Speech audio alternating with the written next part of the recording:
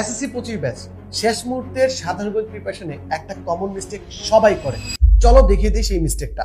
আমরা যদি বাস্তব সংখ্যার অ্যানালাইসিসটা দেখি, দেখতে পাচ্ছ বাস্তব সংখ্যা থেকে 2016 সাল থেকে 2024 সাল পর্যন্ত সৃজনশীল কিন্তু সেভাবে আসেনি। এমসিকিউ কিন্তু প্রতি বছরই একটা বা দুইটা করে এসেছে। এটা শুধুমাত্র ঢাকা বোর্ড না, তুমি যদি রাজশাহী বোর্ড, দিনাজপুর বোর্ড, সবার ক্ষেত্রেই প্রযোজ্য।